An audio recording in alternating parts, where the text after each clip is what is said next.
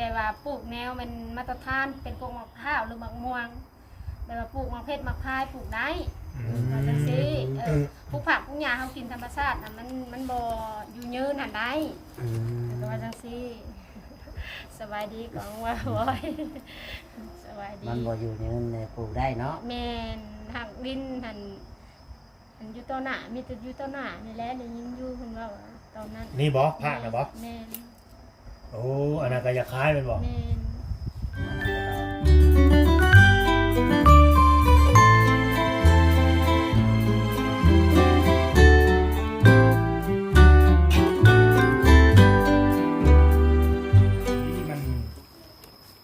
ราคามันสูงได้เลยเบียดเลย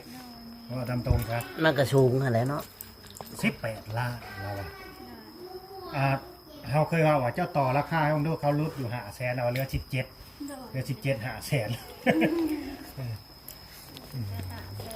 เหลือ17 ล้าน500,000เป็นรุ่นให้ดูเป็นรุ่นให้รุ่นน้องที่แรกว่าสิมีแบบ FC นั่นแหละผู้ใหญ่จะดีนั่นแหละหรือว่าที่ลูกเคยเพิ่นนั่นแหละว่าสิซื้อให้ที่ลูกเคยแต่บาดนี้นะเพิ่นเปลี่ยนแผนแล้วเพิ่นสนใจนี่ดินข้างๆนี่เพราะว่าไปอีกแล้วบ้านนี่เขาสนใจดินกับข้างเพื่อนนี่มันเป็นยังในนี่นะอันนี้นะ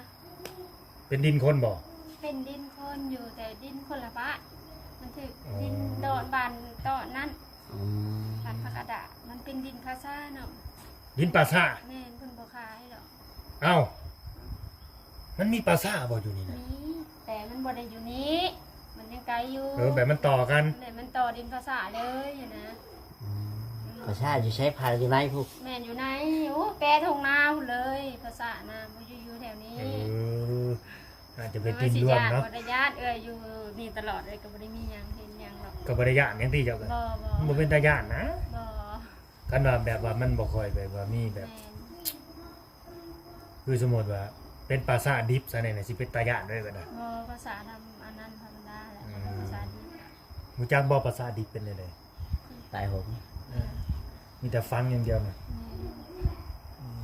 มันจะย่านบ่แล้วแต่บางคนเขาก็บ่ย่านนี่บ่เป็นตาญาติดอกเพราะว่าเขาเจ้าบ่ค่อยได้มาทิ่มทีอยู่ในนี้นะแบบมันเป็นดินซื่อๆแต่บ่ต่อไปในอนาคตข้างหน้าเขาอาจจะขยับขยายมาหรืออาจจะเฮ็ดเป็นดินรวมอีหยังสักอย่างแม่นมันต่อภาษาซื่อแต่แบบว่าคนมาอยู่หั่นคือแบบว่าขายหั่นนะคือเพิ่นบ่ขายหั่นนะเพิ่นนั่นคนบ้านนี่นะเพิ่นมาหาเอื้ออยู่ตอนเอื้อออกมาอยู่ใหม่นี่เพิ่นก็บอกเขตบอกแดนหั่นนะจบเพิ่นว่าโดยเพิ่นได้ปลูกหั่นปลูกนี่ปลูกเลยเฮ็ดสวนปลูกหั่นปลูกนี่ปลูกได้แต่ขอบ่ให้แบบว่าปลูกแนวมันมาตรฐานเป็นพวกมะพร้าวหรือมะม่วงแบบว่าปลูกมะเพชรมะพร้าวปลูกได้ว่าจังซี่ปลูกผักปลูกหญ้าเฮากินธรรมชาติน่ะมันบ่อยู่ยืนหั่นได้ว่าจังซี่สบายดีกองว่าบ่อยสบายดีมันบ่อยู่ในนั้นปลูกได้เนาะแม่นหักดินหั่นอยู่ต้นหน้ามีแต่อยู่ต้นหน้านี่แหละได้ยินอยู่เพิ่นว่าตอนนั้นนี่บ่ภาคน่ะบ่แม่นโอ้อันนั้นก็อยากขายแม่นบ่แม่นมันเอาบ่ต่อกันแม่นแต่มันบ่ต่อกันมันขาดทางบ่เป็นหยังคนละฝากจะลอยไปหั่นเนาะเด้อค่ะมันใกล้กันเด้อมันบ่ขาดบ่ถ้ามันต่อกันแบบนี้มันก็สิงามแม่นงามแม่นมันก็คือว่าแล้วคันเฮาอยู่พังมันคือเด้แม่นมีแต่ฝั่งนั้นเนาะถ้าว่าซื้อไว้นั้นซื้อนาดิกูเป็นนั้นมีแต่ฝั่งนั้นมีแต่ฝั่งนั้นได้ยินข่าวว่าตอนนั้นได้แต่ตอนนี้ก็ยังบ่ฮู้ว่าบางทีก็เปลี่ยนใจเนาะแม่บางทีเขาเปลี่ยนใจก็มีแต่ตอนนั้นโดนแล้วบางทีก็เปลี่ยนใจแต่ว่าเพราะว่าขายนี่คือยังสิบ่ได้ขายเนาะโดยยังบ่ทันได้ขายเพิ่นบ่ได้ตกจังมื้อแหละทั้งนี้เพิ่นไปตกหลายมื้อแล้วได้ตกอยู่เมื่อคืนนี่แต่มันบ่แฮงอ่ะนะคนบ่โยมมีงี้แล้วกินเห็ดปวกอยู่บ่กินอยู่ไปวันนี้ได้คนละหน่อยเห็นส่งรูปแล้วหัวไปอ่านเพราะว่าละหัวตะวันนี่ลูกในวันนี้เพิ่นกินแล้วก็ละว่าสิมาแวะกินนั่นมุกละหัว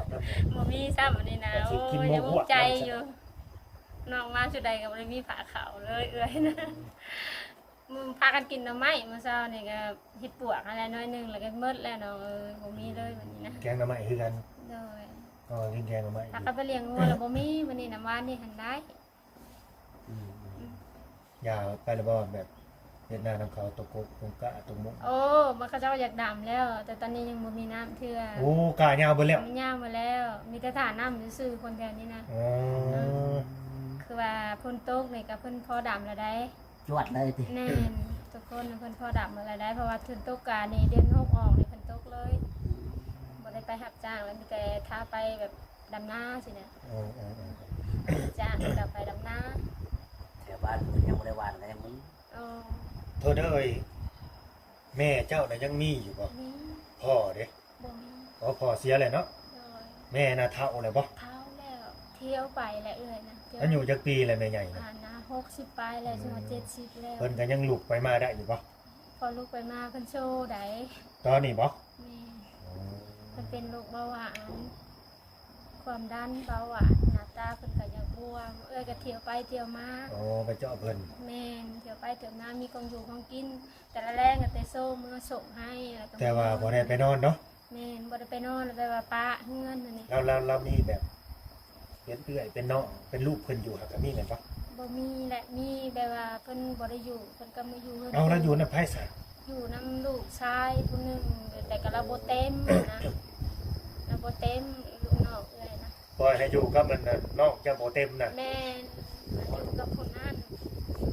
เราบ่เต็มบันไดเราบ่จักแบบว่า เราบ่จักแบบว่าอยากสร้างอยากสานะเพราะแบบว่าเราหากินไปวันๆไปหาหน่อไม้หน่อ ได้ มัน ข่าวว่าบ่มีห้องน้ำซะบ่ บ่มีดินเราก็หอมๆหนึงมีแต่เหือนคนเบิดจีดกันอยู่บนเหือนเราหั่น บ่มีห้องน้ำ บ่ อี มี ก เราไป โทษเด้อไปเข้าห้องน้ำไปใส่ซะเดียว คุดคุ้มในขอโทษหลาย เด้อ ๆคุดคุ้มสัญญามนี่หันใครแน่หน่อยไปวันตกยังบ่ลิดหั่นนะถ้าฝนตกเลยแหละมันสิเป็นหยังน้ำอั่งหั่นนะ แม่น มันคุดคุ้มกับมันยากน้ำอั่งน้ำค้างหั่นนะ ลำบากได้ แม่น แค่ผู้เฒ่าอีก โดยแล้วก็พูดเท้าเที่ยวไปแล้วหงมอได้น้องเดือนไป อันนี้เอ้ยบ่เคยเล่าสู่ฟัง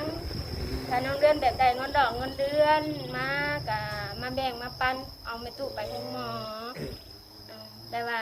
โดนๆแล้วเพิ่นสิขึ้นแฮงแล้วต้องไปเอาไปห้องหมอต่อยาทุเลาเพิ่นเป็นอันนั้นโรคเบาหวานนี่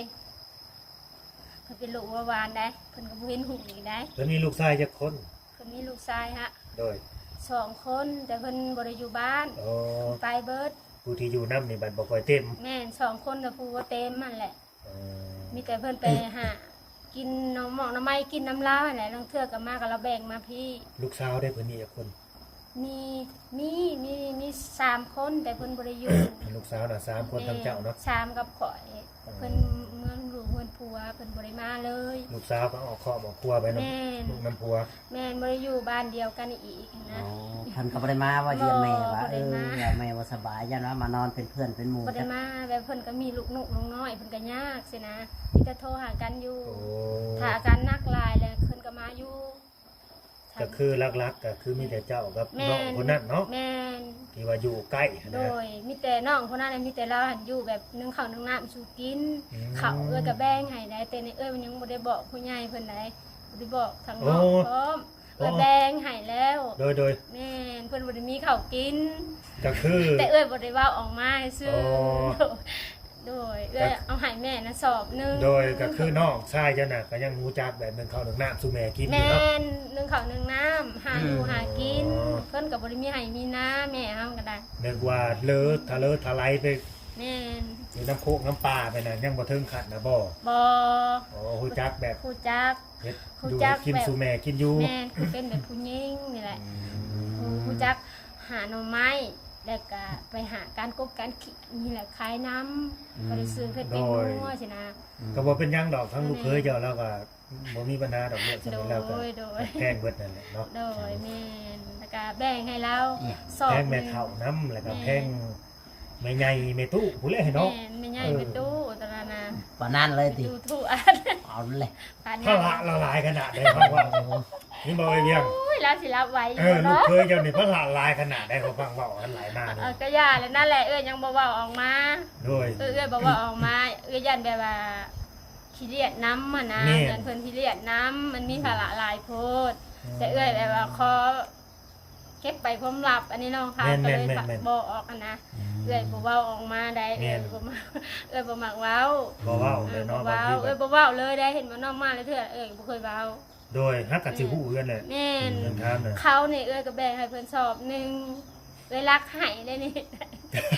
ขอโทษก็ ก็เหลือสองเนาะ ยังเหลือสอง บ่เป็นหยังอันนี้คือเป็นแบบ แบ่งกันกินเนาะ เรื่องมาแบ่ง บ่ กันกิน บ่ให้แม่เอ้ยก็จะให้ไผให้สินะ คือลูกอะนะเนาะ แม่น ก็ต้องฮักแม่ก็ต้องให้แม่ โดยเอ้ย กินอะนะ บ่มี เข้าใจ เพิ่นก็ซื้อเป็นป้องหั่นนะผู้นั้นอะไรหาแล้วก็น้องเดือนส่งแล้วก็ผู้ลูกอยู่น้ำพัวหั่นส่งเงินหั่นนะ ลางเทื่อก็เพิ่นก็ยากลูกยากเต้าเพิ่นก็ส่งเดือนหนึงก็4-5 แสนเพิ่นส่งให้แม่หั่นนะ4-5 แสนกีบนี่ได้แล้วก็เขาเพราะละต่อหยอกต่อยาเพราะเราก็ต่อยาคือกันเราก็ต่อยาอยู่หมอแขกคือกัน แม่ก็ต่อยา แม่น ลูกก็ต่อยา ต่อเบิดเลยเอาไปเอายาข่อยแล้วก็เอาให้เราพร้อม โอ้ทั้งแม่ เรา ทั้งลู หัน ก กิน เนาะ เบาหวานเราหันเบาหวานเราให้ยาเบาหวานเราหันโดย ทั้งแม่ทั้งลูก ทั้งแม่ทั้งลูกแต่เอ้ยบ่เว้าเอ้ยมันภาระหลายโพดเอ้ยบ่กล้าเว่าออกมาเลยเอ้ยแบบเก็บเป็นความลับ แยกเป็นตอนโตเนาะ แม่น จะได้เป็นตอนโตแล้วแล้ว แม่ นะ น หากเบิ่งเล่าก็สิบ่ท้อนเนาะ ย่านเพิ่นอัน บ่ เราใจสปอร์ตอยู่ ที่เลียดน้ำ แม่ หัน เรา นะ ใจ มันมี สปอร์ต ภาระ แล้วบ่ หลายโดยก็บ่เป็นหยังดอกก็บ่เป็นหยังเพิ่นมีได้ซำใดเพิ่นให้ซำนั้นก็บ่เป็นหยังเนาะเอ้ยก็คอยสู้ไปเราก็อยู่ไปแบบนั้นแหละแม่เอ้ยก็ได้ มีของอยู่ของกินก็หากระปูกระแป้งหาตำน้ำใหม่น้ำมันธรรมชาติเท่านี้ หากเพิ่นจะออกมาอยู่บ่เพิ่นออกมาหาอยู่บ่อ อยู่ อกมาก็ได้ที่มาอันนั้นได้ขี่รถได้เพิ่นมันย่างบ่ได้ ต้องได้แก่มาเนาะ แม่เลยแก่มา กันยางไก่กับเมื่อย แม่นโอ้ย่างบ่ได้เลย มีแต่เพิ่นลงตลาดได้ ลงขึ้นได้ แต่บ่มีร้านน้อยเนาะอยู่หั่นเนาะ บ่มี มีก็แต่เตซินหั่นแหละ โดยเพื่อนอยู่ในบ้านนะฮะบ่ได้มี2ชั้นบ่เป็นเพื่อนไม้ชั้นเดียว เป็น บ่ มีเฮือนไม้ อ๋อ เฮือนลูกชายแล้วนั่นแหละ โดย เออเป็นเฮือนไม้บ่ได้มีเฮือนหยังหรอก ก็บ่เป็นหยังบ่เป็นหยังดอกเพิ่นก็บ่ถือดอก เอื้อยนี่แหละเป็นคนยืนแลเองเอื้อยบ่ได้อันนั้นดอกบ่ต้องคิดเรียดเอาลูกเคยก็ถ้าได้ยินก็ได้ แม่นว่าที่ลูกเคยจะแล้วก็บ่ แม่น นักอกนักใจนำดอก แน่บ่ต้องนอกอกนอกใจดอกเอื้อยก็ยังบ่เว้าหยังออกมานะฮะก็เว้าอย่างนี้เลยเพราะว่าเอื้อยบ่อยากเว้ายันคิดเรียดคือว่าแหละ ได้ยินแต่เพิ่นเว้าให้ทั้งบ่าวลาวฟังว่าทั้งน้องเดือนนี่ถ้าว่าอ้ายเพิ่นซอยเข้ามานี่น้องเดือนนี่จะขอแบบว่าไปเฮ็ดห้องน้ำ แม่นขออย่างเดียวบ่ขออย่างอื่น เพราะว่ามันลำบากแฮงเนาะยามฝนน่ะนะลำบากแฮงกว่าห้องน้ำโดย ขออย่างเดียว ก็บ่มีปัญหาเพิ่นน่ะ เออ ประมาณก็บ่มีปัญหาแล้วก็เฮ็ดน้องน้ำในก่อนก็ได้ล่ะ จะชีน้องน้ำให้ มันลำบากแฮงเนาะ เพิ่นก็เฮ็ดน้อง ลำบาก น้ำ แฮ ให้ งเพิ่นไป แม่ นัก ของ ไป เจ้าหั่นแหละ โดย เจ้าได้สามีแล้วบ่ห้องน้ำใส่ มี นั่นดิทั้งนี้ก็ยังบ่มีห้องน้ำใส่ ปลาได้แล้วมันไก่ปลาอยู่ ใส่ป่าใส่เสียมคือเก่า บ่ใช่เดี๋ยว ขออนุญาตเด้อพี่น้อง FC โด เนาะ ย สิใกล้ป่าก็ยังก็ตามแต่ถ้าเกิดว่าเว้าพื้นนั่นน่ะเนาะ แม่น ยามฟ้ายามฝนโอ้บ่อยากคิดเลย แม่นยามผ่านน้ำฝน บ่อยากคิดพี่น้ บ่ อง อยากคิดเลย เพราะเฮาเคยผ่านมาแล้วนี่ โด เฮาย เคยผ่านมาครับบอกว่าถึง ดินอยู่ใส่กระเปียกหั่นน่ะเนาะแม่ บ่อยากคิดซะ บ่อยากคิดซะบ่เว้าแนวอันนั้ ก็ น มีห้องน้ำน่ะสะดวกสบายใครแน่ บ่มีเด้เอื้อยก็บ่มีเว่าเรื่องของน้ำนะเอื้อยนะขนาดเอื้อยกลัวนี่ เจ้าก็อยากได้อยู่บ่ห้องน้ำอยากได้อยู่บ่ ได้อยู่แหละ แม่นมันสะดวกสบายเฮาผู้ใหญ่ผู้หญิง อยากได้อยู่ กลางค่ำกลางคืน อาบน้ำอาบในเนาะสบายเนาะทางว่า เจ้าอยากได้หยังเจ้าก็สิได้ โอ้ยสาธุ เออเจ้าอยากได้หยังเจ้าก็สิได้ไปแล้ว เอาเร็ว คะแนนจะยอม ดี รับ ใจน้ำเฮาก็ได้ คะแนนจะยอมรับว่าที่ลูกเคยเจ้านี่ โอ้ย อันนั้นได้เต็มร้อย บ่ได้มีความติอิหยังดอกเอื้อยนะ เจ้าอยากได้ห้องน้ำเจ้าก็สิได้ โดย อยากได้หยังก็สิได้ โดยสาธุแล้วเอื้อยน่ะอยากได้อยู่ได้ห้องน้ำมันละๆหันจะได้เงินครัว โดย มันลำบากเฮ็ดกินคือกัน ที่แรกก็ หัว ของว่าลูกชาวเปิดสิมาสิ้นเดือนเนาะ อืม แต่ก็มีการเปลี่ยนแปลงเล็กๆน้อยๆหั่นนะ โดย ก็เลยแบบเลื่อนออกไปอีก เดือนเอาไป เพราะวันที่8ว่าซั่น วันที่8 เดือนหน้า เดือนนี้แหละ เดี๋ยวนี้ โอ้วันนี้ก็หาวันที่ที่สาม เดี๋ยวนี้ เดี๋ยวอีกบ่กี่มื้อ เมื่อกี้มื้อ2-3 ทีแรกว่าสิมาเซอร์ไพรส์ซุเพิ่นอยู่ เลย วันนี้เลื่อนอีก เลื่อนอีก เอาแล้ว เลื่อนเซอร์ไพรส์ไปอีก เรื่องสบายไปอีก อย่าเลื่อนบ่อยเด้ เออ มันสิหายได้เลื่อนไปยังไง หายได้ หายแท้แล้วก็เลื่อน บ่ อีก จะหายได้ อย่าเลื่อนบ่อยเด้ บ่เรือนเนาะ ถ้าเลื่อนอีกวันนี้หายแท้ หายแล้วใดเอาดีๆเด้กับพอมันเลื่อนไปผิดพลาดเทื่อนึงมัน บ่เรือนดอกมาแท้วันนี้บ่เรือน ผิด ดอก พลาดแล้วมันอยากแล้ว ผิดพลาดนะมันอยากไปทั้งอื่น เล นี่ ยบ่เรือนดอกมันมาแท้ละนี่ก็เพิ่นก็ยังมาแหละจะอยากหายแหละ อืม เฮ็ดจังได๋หาเพิ่นเจ้านายเนาะว่าหัวหน้าเนาะเอื้อยฮักเพิ่นนั่นแหละเพิ่นว่าขอแน่ขอให้อยู่เฮือนให้เอื้อยก่อนสินะ ผู้หมู่เพิ่นบันน้อย อายุน้อยลุดสินะน้อยลุดกันบ่อยากปะปานใดสินะเนาะเพิ่นก็ว่าขอแน่แล้วก็กะเฮ็ดจังได๋เพิ่นขอแล้วก็อยู่สิก่อนลูกอยู่ไปก่อนวันที่8เด้อแม่บอกไอ้ลาวแน่เพิ่นว่า อืม เพิ่นก็เรียกว่าทักมาหาอายเพิ่นเองหรือว่าแนวใดก็บ่ฮู้นำดอกนี่มันจะเห็นกันว่าแล้วมันจะเห็นด้วยกันเห็นเด็กทำหาเห็นพวกล้องมันร้องว่ากันไหนวันเราเห็นโทรศัพท์มันเนี่ย เก่งเนาะลูกชาย เก่งนะดัก เก่งได้บอกคอยเก่งเจ้าสอนได้ทั้งสองภาษาหั่นแหละบ่แม่นหยังดอก อันนี้คือสื่อสารในเบิดสองภาษาเลยบ่ แมน อ๋อ เราก็มันก็เว้าได้แล้วแนวเราเกิดดี แม่นเข้าใจ แม่ก็เว้า แต่ว่าบางครั้งน้อยๆนะแบบเข้าใจสองภาษาเล่นกันเดียวนี่แหละ อะมันทำอะไร ส่วนหลายสิเข้าใช้ภาษานี่หลายกว่าแต่ภาษาลาวนี่ก็สิบ่ปานใด แมนแต่เขาเข้าใจอยู่ได้ เข้าใจอยู่แต่ก็บ่ปานใด แมนเข้าใจ แต่ว่าตอนนี้น่ะ แต่ตอบบ่อยากได้ ที่เข้าใจกว่า แต่เข้าใจ เจ้าเห็นว่าเฮาถามฉันว่าภาษานั้นเราสิฮู้จัก ลังหูเนาะ เออ ว่าภาษาคือเฮานี่สิบ่ค่อยเข้าใจเท่าใดเนาะ แม่นแต่พังได้อ่ะนะแต่ว่า ตั้งได้ แต่ แต่ เรา ว่า ใหญ่เราหูเองเลย คันเราใหญ่เราสิเข้าใจมัน เข้าใจมาเลยนะ แต่ตอนนี้ก็ภาษา ไปโรงเรียนนี่เขาสอนภาษาหยัง ภาษาภาษาลาว เออ ขอใกล้ขอใกล้นั่นแหละภาษา ถ้าว่าภาษาน่ะก็บ่แม่น สิว่าภาษาชนชาติลาวเทิงเนี่ย เออ บ่ สิ ได้ บ่มี นะ บ่มีบ่เนาะโรงเรียนแต่ได้บ่สอนภาษาชนเผ่านี่นะอยากฮู้ว่าตัวกอเพิ่นสิเขียนแนวใดตัวคอเพิ่นสิเขียนนี่ มันบ่มีแล้วมันสิบัดเจ้าสิไปใช้กับผู้ใดจัง งัวนี่ได้เอิ้นในภาษาลาวเพิ่น ตะเลีย ตะแกง ตะแกง ตะแกงอัน เลี นี้ ยได้อ่านได้ ตะเลียในคุ้ย ตะ เนาะ เลียในคุย เออตะแกงกับตะเรีย แกงตะเลียนี่แหละ ขนาดงัวก็ยังมีภาษาอีกภาษาหนึ่งตะแกงเดี๋ยวพี่น้อง ตะแกงตะเรียเออบ างคำก็พังได้อยู่บางคำก็บ่จัก ว่า คอยมักเจ้าในนี่ดิสะ คือหมักไม้ ฮึมักไหม โดย ฮึมักไหม คือหมักไม้แล้วมันคอยหักเจ้าเด้อ ฮึมักไหม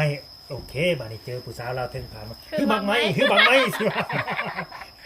คือหมักไม้กับ ว่ามันเด้ได้ว่าถึงกับได้ คอยหักเจ้าเด้อสิแล้ว ฮึมักไหมฮึมักไหม คือหมักไม้คันเขาว่าโอ้ยคอยบ่ได้มักเจ้าเขาชวนกันมาเนี่ยก็สิงงอีกเลยเนาะ งงแล้วคอยก็ว่าคอยไม่ได้มักเจ้าคือตะวันมักไม้คำเดียวคือการได้ กระโตนมักไหม ขอแล้ว กระโตนมักไหม ว้าวอะไรก็ลืม กระโตนมักไหมนี่คือเจ็บโลดนะเขาชวนกันมาเด้ฮึมักไหมกระโตนมักไหมเขาว่าจบข่าวพี่น้องเอ้ยเนาะอันนี้คือภาษาลาวเทิงเนาะ เดยแมน เมื่อเราคำซับ แต่ละเผ่าก็เว้าบ่คือกันเลย แม่ เดย มันแล้วแต่คือเซโปนเขาก็เว้าอีกอันนึงบางเทื่อมันก็คล้ายๆกันบางเทื่อมันก็บ่ห้องบ่คือกันมันแล้วแต่เนาะ คือคนที่ตกเนาะ มืดสุคนจิตตกเย็นๆเลย กลางคืนนี่เปิดหุ่มเปิดคืนบอกไฟอยู่ข้างหน้า พุ่งหมดคืนเนาะ แล้วอะไรเนาะเห็นหัวเฮือนนี่เนาะ แล้ว บ่ได้ยากหัวเฮือนเจ้า บริญญา บ่ได้ ต ยา อก กใส่ตอกใส่อะไร มีคนมาเห็นให้บ่ บ่แล้วเฮ็ดเองนี่แหละ แม่น มารอบนี้ ว่า แล้วเบิดแล้วหัวเฮือนเพิ่นพี่น้อง รอบแรกบ่ได้ได้ หัวเฮือนบ้านนอกบ้านนาเนาะ เอาทำนี่แน่นอน ยันว่ามี มันเฮ็ด นม จำได้ มีนมมาเฮ็ดให้ บ่บ่มีไผดอกเฮ็ดเองได้จำนี่ มีแต่ให้ตอนเขาจะตัดเนาะเพื่อจึงบ่ไหว15ลำคนได้ตกมันสำไผ่นะเขาตัดให้เพราะตัดซอยเขาแน่เขาซอยกันกับเขากับข่อยแล้วก็เขาจะแก้ให้แล้วก็มาแล้วก็เฮ็ดเองแหละบัดนี้มา เดี๋ยวนี้บ่มีแบะบ่ บ่มีนะ บ่มีแบะเข้ามาเนาะ บ่มีการยำแรงก็เฮ็ดอยู่แบบกับอื่นนั่นแหละการยำนี่ล่ะบ่มีเลยแต่แบะเนี่ยบ่วิดได้ลำหัวนี่นะ เอาแน่ๆซะท่านนี้แบบว่าคนแต่ว่าจะคุยน้ำนี่ยังสิให้เฟซเขาอยู่บ่ ให้กับไผกับน้องเดือนนั่นบ่ บ่แล้วเว้าเจ้าหั่นแหละบ่ได้เว้าน้องเดือนหมายถึงเจ้าหั่นเด้ เรา อ มี ยากลมอยู่บ่แบบว่าสมมุติว่ามีนมเพิ่นสนอกสนใจอยากเว้าอยากลมหั่นนะก็สิให้เฟซเขาอยู่ อย่า บ่ อึ้งอย่าอั้งนี่ ใช่แล้วเป็ดเอ้ยกับน้องเดือนแหละบ่แลน้องเดือนเราบ่ได้ให้ไผแล้ว โอ้ยบ่ให้แล้วน้องเดือนบ่ได้ให้ผู้ใดเลยได้ มีผู้จอง เพิ่นมีเจ้าของเลย ได้เอ้ยทำเป็นหยัง ทั้งแม่นี่ให้ได้เนาะ ได้ให้โลดล้มเป็นน้องฮักน้องแฟนหรือว่าเพิ่นผู้ใหญ่ก่อนก็เป็นอ้ายฮักปลายแฟนก็ได้ล้มเป็นในใดก็ได้ แต่เราบ่ได้เป็น แม่ ผู้บ่าวผู้สาว แม่ กันเนาะ บ่ได้เป็นสูตรเป็นแฟนค่ะล้มตามความรู้จักก็ได้น้องบ่ได้เป็นหยังเอ้ยบ่ได้เป็นคนแบบว่า อันคน เอาหูตัวดีเนาะ โดยเฮาก็ฮู้ตัวเฮา เอา ดี หูตัวเฮาดีว่า โอ้ยบ่แม่น บาง ว่า ทีแบบยันเขาแบบโอ้ยหลับภาระนำเฮาบ่ได้ แม่นรับภาระหรือว่าเฮาบ่มักในตัวของเฮา แม่น หรือว่าเฮารับภาระเฮาบ่ได้สินะ อืมอืมอืมอืม เป็นเป็นน้องเป็นพี่เป็นน้องหรือว่าเป็นทำความรู้จักกัน แพงกันเนาะ หักแพงกันก็ได้โดยบ่ได้ถึงขั้นว่าซึ่งว่าเป็นชู้เป็นแฟนดอกเอ้ยนะ อ่ะช่อง YouTube น่ะลงคลิปอยู่บ่เฮ็ดช่อง ลง บ่ อยู่ เอ้าเนี่ยก็อายอีกแล้วว่าลงอยู่ ก็ลงอยู่หน่อย อ๋อ ก็ทาก็เอ้ยไปเลี้ยงงัวเลี้ยงอย่างนั้นนี่แหละธรรมชาตินี่แหละเฮ็ดอยู่เฮ็ดกินแล้วก็ไปหาเห็ดหาฮ้อนนี่แหละก็อาชีพของเอ้ยแล้วไปเลี้ยงงัว หาเฮ็ดก็เจอเฮ็ดพวกดอกหมูใหญ่ๆหรือว่าเฮ็ดละโงกหมูใหญ่โอ้ เอาแต่ถ่ายเขาเก็บเอาเฉยติ ครับเด็ด แม่นไปหาเฮ็ดเมื่อวานนี่ก็ตายอยู่ ลูกก็ไปนํบ่ ลูกฮะ หรือว่าเขาอยู่เพื่อน ตอนนี้หันไปฝากไม่ตู้ อ๋อ ผู้นั้นหันเราเลี้ยงงัวผา อืม แล้วเลิกกับไปหาเห็ดผู้ใหญ่หันเราเลี้ยงงัวเป็นระดับ โอ้โอ้โอ้ สมมติว่าเขามีเวียมีงานที่ผูกคอตอกแค่นี่ก็ผักเราเลี้ยงได้ได้ โอ้ มาเนี่ยก็อิ่มคือแม่ไปเลี้ยงคือกัน อืม เราคงเลี้ยงงัวอะไรได้แต่เราไม่ได้ไปโรงเรียนเราไปโรงเรียนอะไรก็เราไปโรงเรียนอันนี้พักแล้วเด้ อืมอืมอืม พักแล้วพักในเด้อพักติดตามแม่นางเดือนในเด้อ ติดตามซองแม่นางเดือนแม่ ช่องแม่น้องเดือนนี่น้องเอ้ย เด้ เป็น อ ก็อยากเป็น YouTube คือกัน เด้อ เป็นก็อ เป็ ยาก น เฮ็ด กำลังใจให้แน่ โดยก็ฝากกันไปที่ตามเพิ่นเดี๋ยวสิ เด้อ เอาขึ้นโชว์หน้าจอให้ดอกเนาะ เด้อคุณโจนันชอยเด้อ ถอยมาใหม่ได้นี่เฮาก็ บ่มีหยัง บ่มีหยังแล้วเนาะก็สิได้จบแล้วทีแรกว่าสิมาเซอร์ไพรส์เพิ่นอันนี้ก็คือมาถ่ายแบบว่า วิถีชีวิตกัน วิธีชีวิตแล้วก็มาแจ้งข่าวดีนั่นแหละ เด้อ แจ้งข่าวดีไว้ แจ้งข่าวดีไว้พี่น้องเอ้ยเนาะ ข่าวดีบ่เลื่อนนะ เออแจ้งข่าวดีไว้ข่าวดีบ่เลื่อนเลื่อนดูแลมันก็สิหายไปคือว่าหั่นแหละ บ่เลื่อนแล้วเนาะ เลื่อนดูนี่ข่าวดีก็เลื่อนไว้นำอีกเด้อ บ่เลื่อนแล้วบ่หายแล้ว บ่หายแล้วซั่น เด้อ เอาแน่ๆเด้ แน่แล้ว โอเคก็สิได้จบไว้เนาะเป็นกำลังใจให้เพิ่นก็คือว่าเอาแหละถ้าเกิดผู้ใดเขาเอาเบิ่งมาส้มเนาะอยากว่าอยากล้มหรือว่าอยากคุยทำความรู้จักกับเพิ่นเนาะแม่น้องเดือนเด้อบ่แม่นน้องเดือนคือไอ้เวียงนี่แหละก็ เด้อ ติดต่อมาพี่น้องเอ้ยเนาะเอาเฟซอันยังมาทักทายกันคุยกันได้เนาะ เด้อ โอเคเอาสบายดีสบายดี สบายดี โดยสบายดีพี่น้องเอ้ย